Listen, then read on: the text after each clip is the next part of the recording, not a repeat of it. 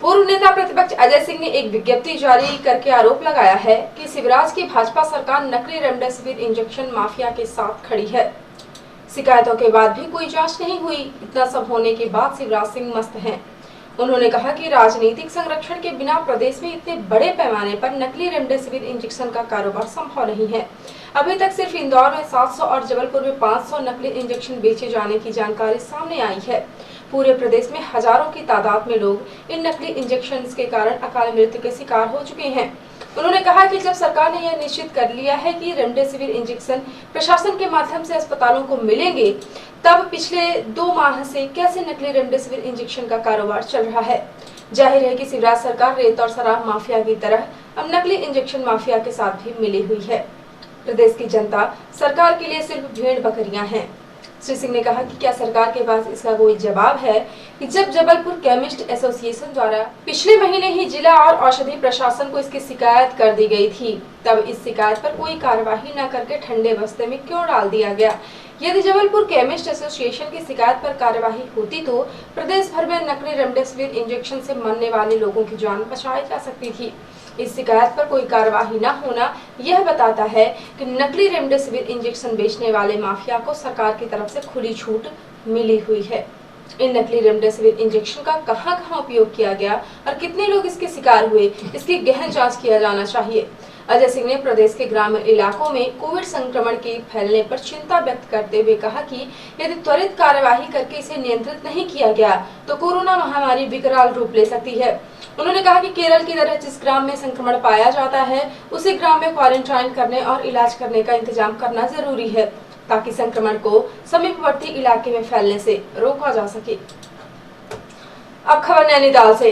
Reporter Himani Rautela ने बताया कि लंबे इंतजार के बाद उत्तराखंड के नैनीताल में 18 से 45 वर्ष के लोगों में कोविड वैक्सीनेशन टीकाकरण की मंगलवार को सुबह 9 बजे से डीएसए मैदान में शुरुआत हो चुकी है।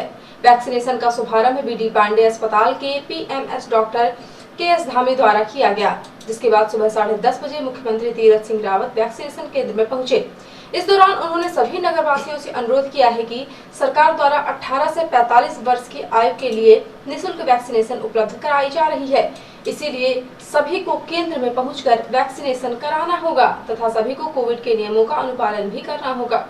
इस दौरान युवाओं में काफी उत्साह देखा गया। वैक्सीनेशन लगाने के लिए सोशल डिस्टेंसिंग का भी पालन देखा गया। नैनीताल में एक दिन में 500 लोगों को वैक्सीनेशन लगाई जा रही है। जी, जैसे बताया 800 के लगभग आज से भी अधिक नौजवानों को, बहनों को वैक्सीन लगाया जाएगा, लेकिन इतना ही पर्याप्त नहीं। हम लोगों को वैक्सीन के बाद भी स्वयं सजग रहना पड़ेगा। अपने स्वास्थ्य के प्रति मास्क अनिवार्यता, और आज मुझे अभी जो ये देखने को मिल रहा है, डिस्टेंस 2 गज की दूरी ये बनाए के रखें। और जहाँ भी हम सार्वजनिक स्थानों पे जाते हैं, अन्य जगह पर ये चिंता हमको करनी चाहिए। तो ये सबसे बड़ा उपाय है स्वस्थ रहने का। मास्क, सैनिटाइज लगातार ये लगना चाहिए, उतरना नहीं चाहिए। ये चिंता अपने को स्वयं के स्वास्थ्य के प्रति बनाए रखना चाहिए, तो आप भी स्वस्थ रहेंगे, औरों को भी स्वस्थ रखेंगे, ऐसा भाव मन में रहना चाहिए। सम्मानित पत्रकार मित्र और इनके माध्यम से पूरी तरह जनता को ये आगाह करते हैं, इनका जो समाचार जिस तरह का, तो इसलिए ये बीच में रहते हैं, पब्लिक के बीच में। तो आप लोगों को भी मैंने कहा कि अपना वैक्सीन और अलग हट करके और उनको पहले पंक्ति में इस प्रकार कर लेने की जो मैंने बात की है, और भी क्या क्या हो सकता है वो भी हमने समय समय पे उसका डिसीजन लेंगे। तो इतना ही कहते हुए अभी केवल मेरा इतना ही है कि पुनः आप सब लोगों को कि मास्क अवश्य लगाएं और जनता के साथ हम लगातार आपके साथ बने हैं। आपके स्वास्थ्य की चिंता हमको भी है, तो इसलिए हमने कहा कि जनता के लिए हमको जो कुछ करना होगा वो हम करेंगे। आउट ऑफ जाकर के भी किसी भी प्रकार की, चाहे वो स्वास्थ्य से लेकर उपकरणों से लेकर के हो, दवाइयों से लेकर के हो, हमने कहा कि बाकी चीज बाद में, पहले स्वस्थ रहेंगे तो सब कुछ ठीक हो जाएगा, सारी चीजें हो जाएंगी। देख सकते हैं अभी मैं डीएसए मैदान में हूं और यहां पर वैक्सीनेशन का कार्य प्रारंभ हो गया है। निरीक्षण करने के लिए तीरथ सिंह रावत मुख्यमंत्री जी पहुंचे थे। अभी 18+ और 45+ वाले लोगों का वैक्सीनेशन किया जा रहा है डीएसए ग्राउंड पे। आप देख सकते हैं पीछे से अनाउंसमेंट भी कर रहे हैं। 5 काउंटर बना रखे हैं अलग अलग, और 18+ वालों के अलग और 45 वालों के लिए अलग। NTV न्यूज़ के लिए हिमानी रौतेला, नैनीताल। कलेक्टर रविंद्र कुमार चौधरी की अध्यक्षता में जिला स्तरीय स्टीयरिंग ग्रुप की बैठक आयोजित की गई। कलेक्टर श्री चौधरी द्वारा निर्देशित किया गया है कि जिले के जो भी प्रवासी श्रमिक जिले में वापस आ रहे हैं उनके संबंध में जानकारी प्रवासी पोर्टल पर अद्यतन की जाए। ग्रामीण क्षेत्रों में सचिवों तथा रोजगार सहायकों के माध्यम से तथा शहरी क्षेत्र में वार्ड प्रभारियों के माध्यम से जानकारी अद्यतन की जाए।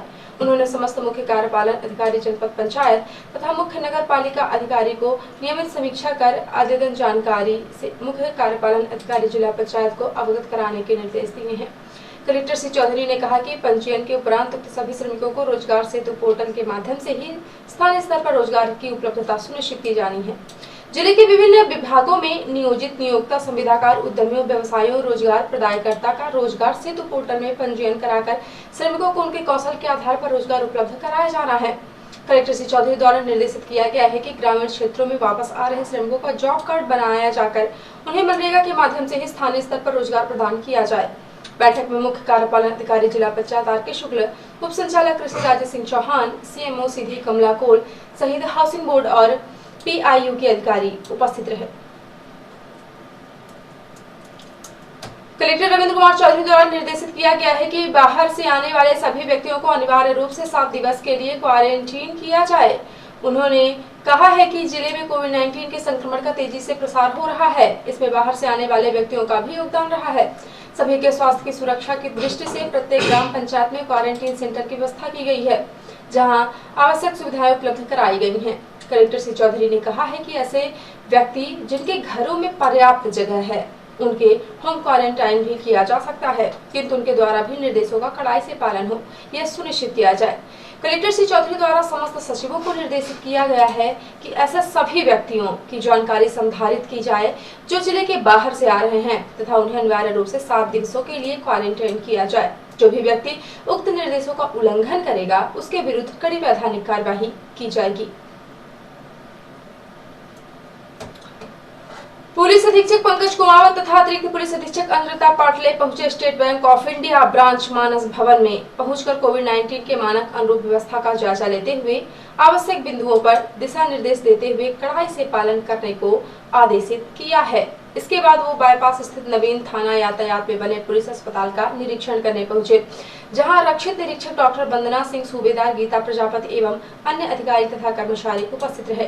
नवीन थाना यातायात को पुलिस कर्मियों हेतु मिनी अस्पताल में तब्दील किया गया है, जिसके यदि भविष्य में किसी भी कर्मचारी को कोविड-19 से संबंधित समस्या आए तो अस्पताल और ऑक्सीजन की समस्या न हो, जिसको देखते हुए पुलिस अधीक्षक सीधी की दूरगामी सोच के तहत ये व्यवस्था की गई है। व्यवस्था का जायजा लेने के उपरांत पुलिस अधीक्षक ने छोटी मोटी अन्य कमियों को भी नोट करवाते हुए रक्षित निरीक्षक डॉक्टर वंदना सिंह को निर्देशित कर आदेश किया कि शीघ्र अतिशीघ्र उसको पूर्ण करें। यदि भविष्य में कोई समस्या आए तो उससे निपटने हेतु पूर्व से ही तैयारी रहे।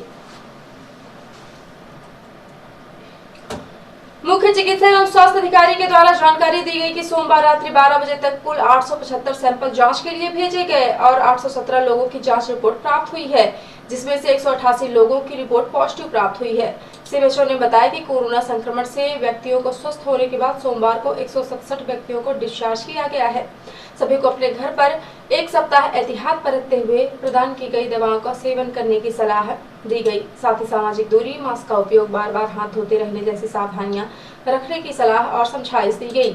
अब जिले में कुल 7,764 लोग कोरोना से संक्रमित हो चुके हैं, 6007 व्यक्तियों को स्वस्थ होने के बाद डिस्चार्ज किया जा चुका है और अब जिले में कुल एक्टिव केस 1706 हो गए हैं तथा जिले में अब तक मृत्यु के कुल प्रकरण 51 है। और अब पैसे प्रादेशिक हलचल। नरोत्तम मिश्रा बोले, कांग्रेस शासित राज्य कोरोना फैला रहे। कांग्रेस का जवाब, भाजपा सत्ता छीनने में जुटी रही इसीलिए बिगड़े हालात। अमेरिकी नागरिक ने इंदौर में लगवाया टीका, पहले किया रजिस्ट्रेशन फिर कराया वैक्सीनेशन, बोले भारत की वैक्सीन पर पूरा भरोसा। ग्वालियर में एक ही व्यक्ति की 2 बार मौत, डॉक्टर ने युवक को मृत बताया। अर्थी प्रसव रखते ही चलने लगी सांसें, अस्पताल ले गए तो 2 घंटे बाद फिर मौत।